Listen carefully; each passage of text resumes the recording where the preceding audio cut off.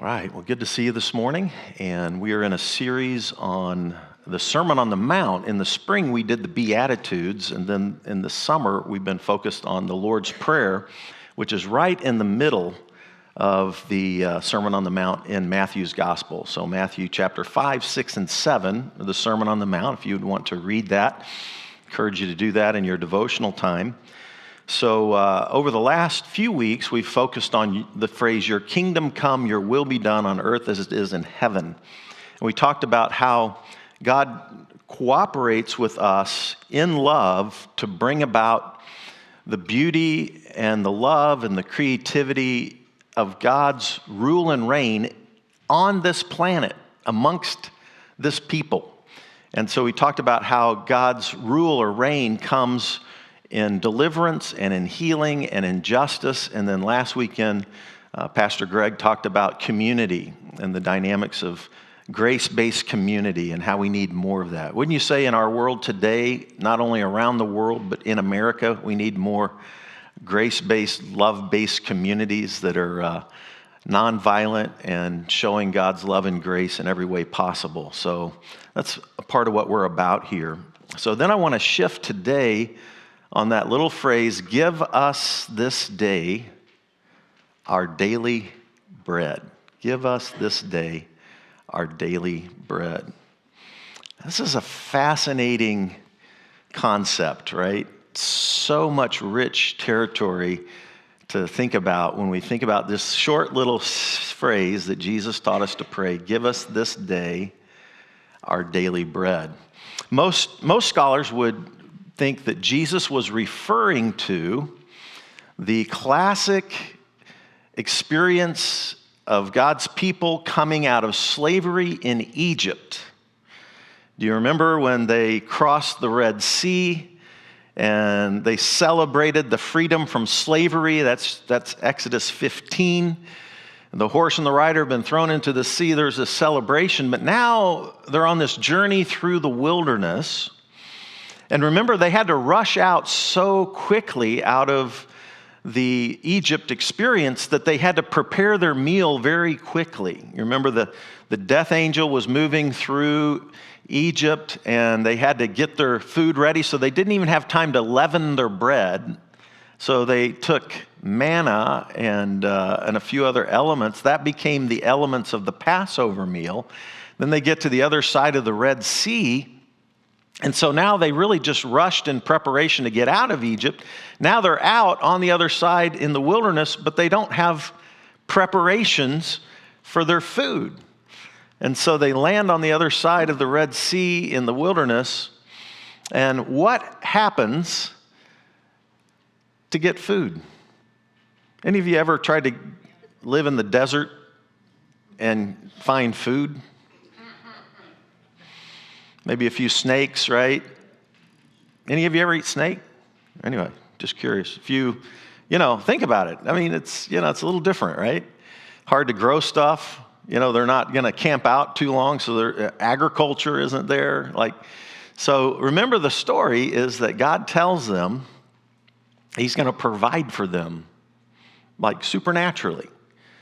So every morning they were to wake up, and what were they to find?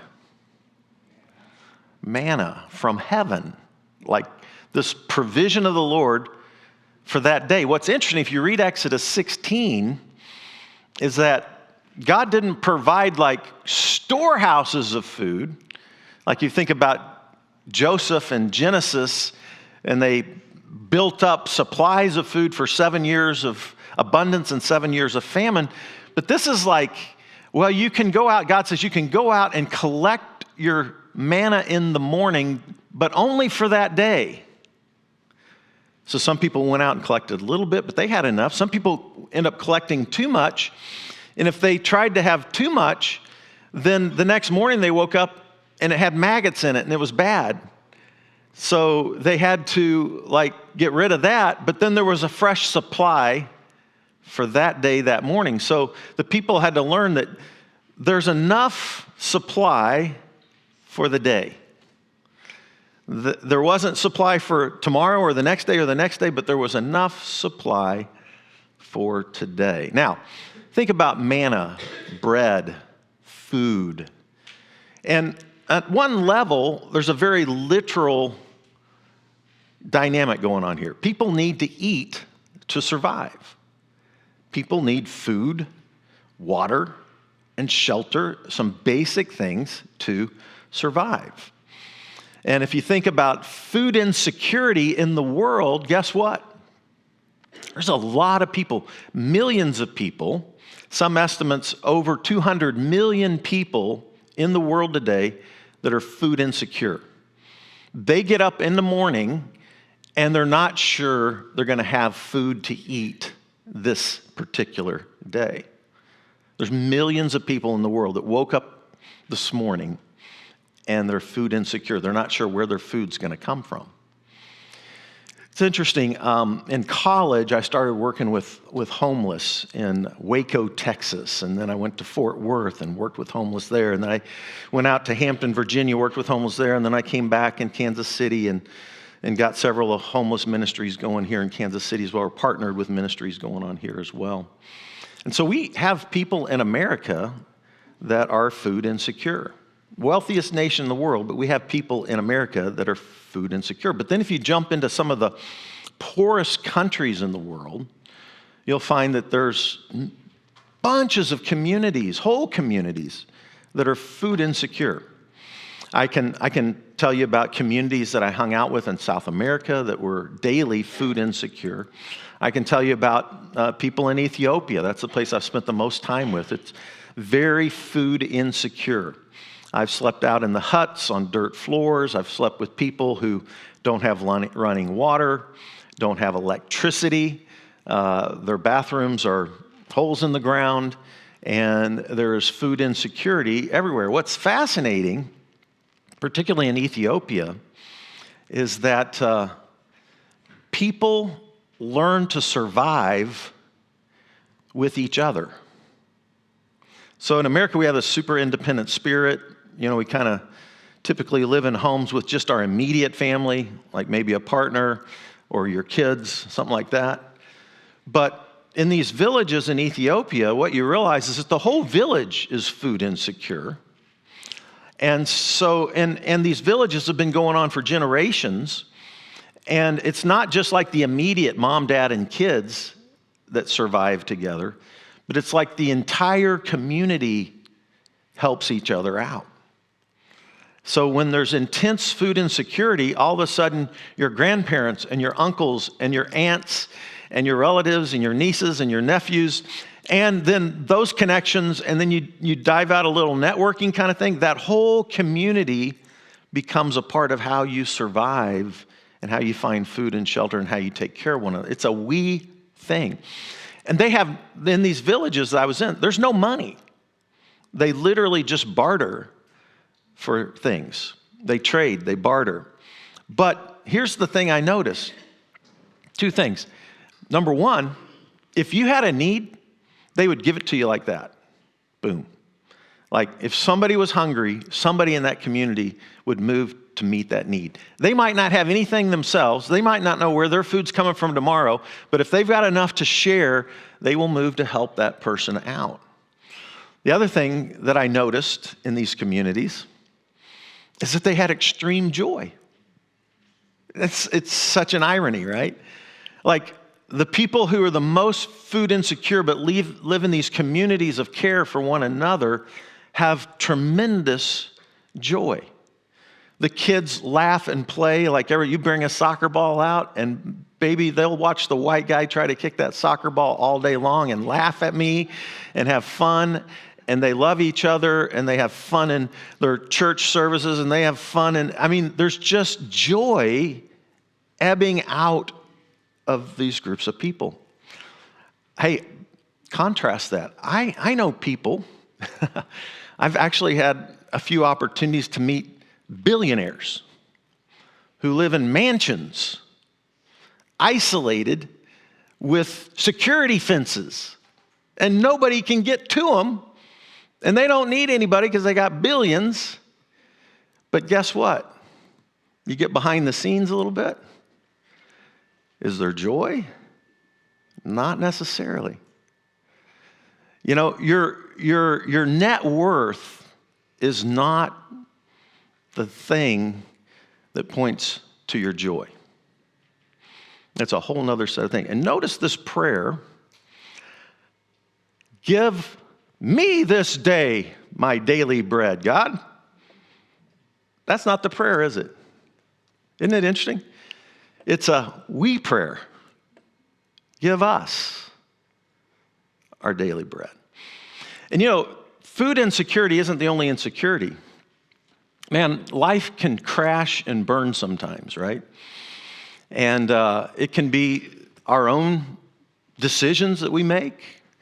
We can get addicted to stuff. We can hurt ourselves and hurt other people around us.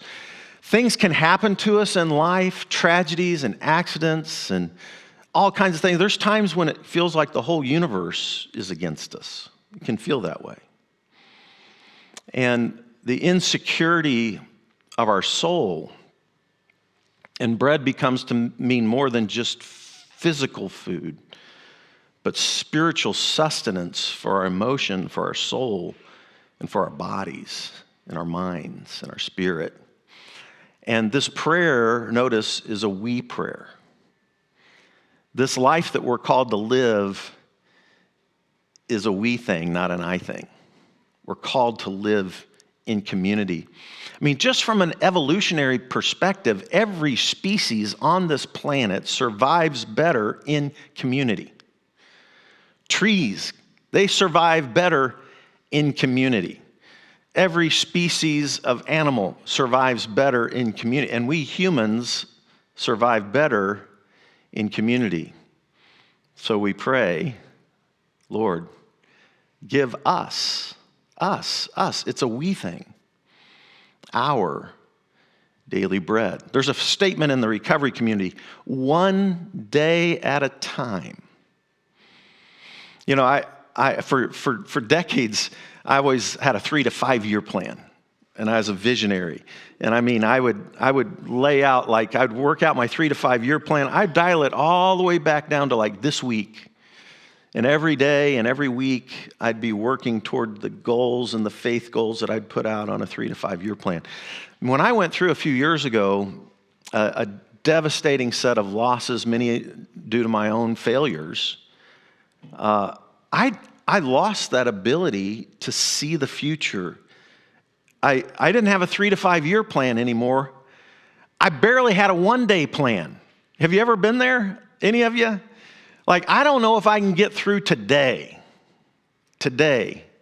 I started journaling about 5 years ago, and the thing I end my journal with every day is this little prayer. God, today, help me this day to do your will, to stay sober, and to live my life for other people. And just get me through today. I've worked now with people in recovery, and the idea that you could actually kick your addiction for years is really hard to dream about. Like, you're struggling to get through the day. And so it's really interesting. We developed this idea in the recovery community, 1 day at a time, and it's a we program. You're not alone. It kind of ties into this passage, doesn't it? The people cross out of slavery. They're coming out of, if you want to use that as a metaphor, addiction and the struggle of slavery and oppression and all these things. And they're coming out of either community or individual oppression. And now God gives what? He doesn't give the storehouse so that you like, oh, I've got you covered for the next 30 years. You don't have to worry about a thing. You've got a store. No, it's like, hey, you're going to get up this morning, and there's going to be enough for today. And you get through the day. And then you make it. And you wake up the next day, and like, again, there's that fresh start. Faith for today. And there can be times when the darkness feels like it's so hard that like you're not going to make it through the day. But then God brings this person, and we move to this person, and we move to that person, and together we begin to minister and love and encourage and strengthen and feed. And it's a we program. We live in this community together. We make it together. We survive together. We live together. We thrive together. So, Jesus is certainly referring back to Exodus 16 about that daily supply of manna. But then think about this. Where was Jesus born? Which town? Yeah, and what does Bethlehem mean in Hebrew? The word for home or house in Hebrew is bet. Bet. The word for bread in Hebrew is lechem. So say that. Bet, lechem. You're Hebrew experts. What is that? House of bread. Jesus, the bread of life. Imagine he's born in the house of bread. Isn't that fascinating? So, remember when Jesus was doing his ministry, one of the things that he did was feed people who were insecure in food. Feeding the 5,000, feeding the 4,000. What's fascinating is that we so many times focus like, the crowd's here, there's 5,000, the disciples say, send them home. There's not enough to eat. And Jesus looks at the disciples and he says, well, you feed them. You feed them. See, it's a we thing. God is always partnering with us to bring about the beauty, the creativity, the love, and meet the needs, the physical needs, the spiritual needs, the emotional needs of one another. It's not an I thing. It's a we thing.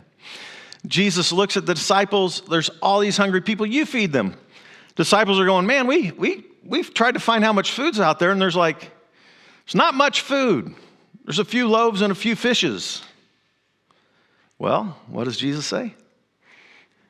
You feed them. So, they're insecure. They're like going, well, I don't have enough to meet those needs. Well, what you do have, what do you do? What do you do with what you have? You give. It's the spirit of generosity. And you sow into that spirit of generosity. You actually give what you have. So you can imagine the disciples just tearing off little bits at the first because they're trying to, how do you get 5 loaves to last 5,000 people? Can you imagine how small the little pieces of bread are but then as they gave, it multiplied while they gave. So can you imagine as they got along and it wasn't running out, and then pretty soon they're like, can you imagine they started giving bigger, have a look. Could you, then pretty soon they kind of get excited. Could you imagine pretty soon they were, wow. And so now they're just tossing chunks of bread, here, have it. Here's a fish, here's a loaf, and then at the end they collect it all in what? There's 12 baskets representing 12 tribes, representing the fullness of God through his people to meet the needs of one another. It's a we thing. Give us this day our daily bread. It's not a me thing, not an I thing. It's a we thing. And then think about how meals bring us together. As we celebrate love and community, what's one of the most common ways we do that? How many of you ever get together with your family and not have a scrap of food anywhere? How many of you, when you get your family together, make sure you've got enough? How many of you hate to run out of food? If you're like my mom and you've got that southern gift of hospitality, you want people to have seconds and thirds and fourths, right? You want lots of food for folks. You never want to run out. You always want to supply those needs. And so we come together to share our lives around meals, around the table. And it's not only meeting the physical need, but it's meeting the community need the emotional needs, the spiritual needs, the safety needs, the needs that we have to be real and honest and vulnerable and open in community with one another, and where we love each other in our strengths and we love each other in our weaknesses, and we love each other in our successes and we love each other in our failures, and we love each other no matter what. We love and we meet and we share this bread around the table. As Jesus moves through his life, he eats with outcasts, with people that he shouldn't eat. If he was a good religious teacher, then you wouldn't share a meal with these people because they'll contaminate you. Jesus, no. Grace-based loving community doesn't get contaminated. It heals. It expands. It grows. It gives. It gives of itself. There's not just a limited pie. When we're together, the pie grows and grows and grows, and there's enough at the table for everyone. And we share around our brokenness and our vulnerability and our need, not just isolated, but connected one to another, to share, to be with one another, to share these meals with one another.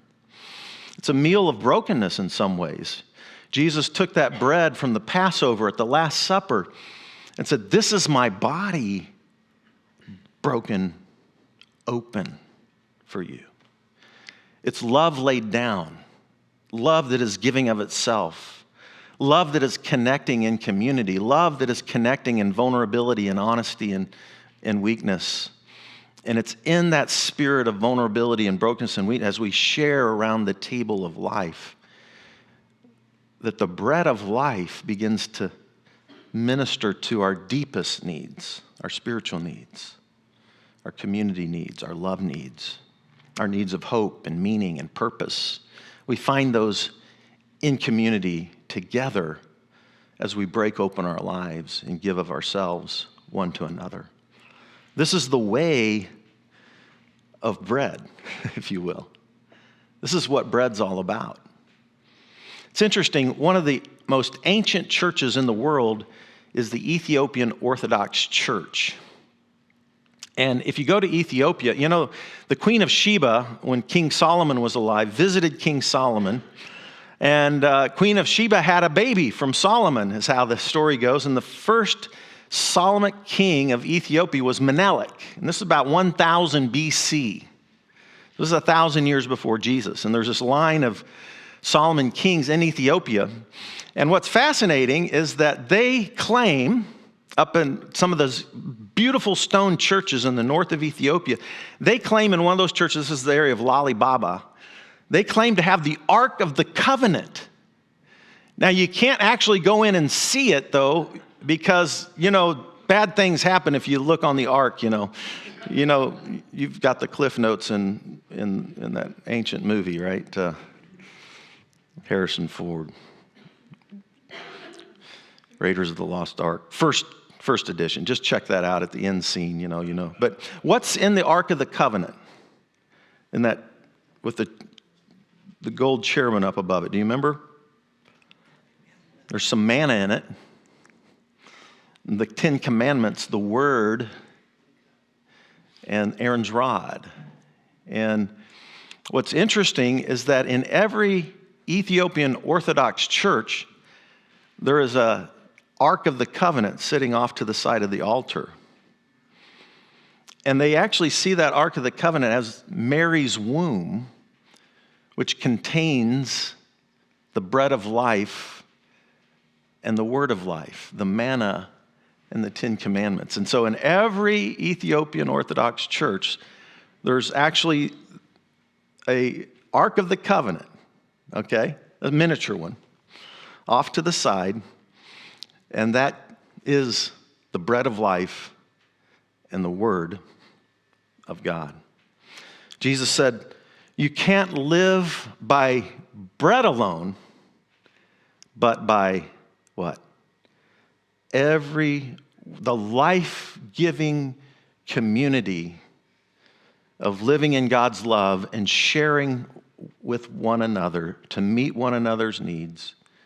That is what sustains us at our deepest level. Yes, food's important. I think we need to feed people as much as we can, and that's a part. And by the way, we have ministries here where we partner with Hillside Christian Church.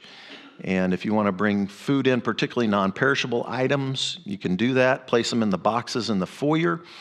And then if you want to get connected to helping serve there, I think Greg and Mark, Mark, raise your hand up high. Yeah. And so these people are serving weekly to meet people's needs here in Kansas City who are food insecure. And so this is a beautiful, beautiful picture of coming to the table here today. And we here at Living Water end our service with communion. But it's this concept of the bread of life. And it's a we thing. Give us this day our daily bread. Let's pray. Raina, why don't you come up to lead us in a song of reflection. God, come. Do this work in our hearts and lives today. May we consistently live in love, lay our lives down for love. May we consistently build community and realize that it's a we thing that we're praying, that we need each other. And through our lives shared and broken open, we can love each other and walk in that love and meet one another's needs and partner with God to bring about the love of God in every difficult situation in our life. May we learn to live by your word, by your life, by your love, together in community, in weakness, vulnerability, openness, and honesty. May we receive today the bread of life.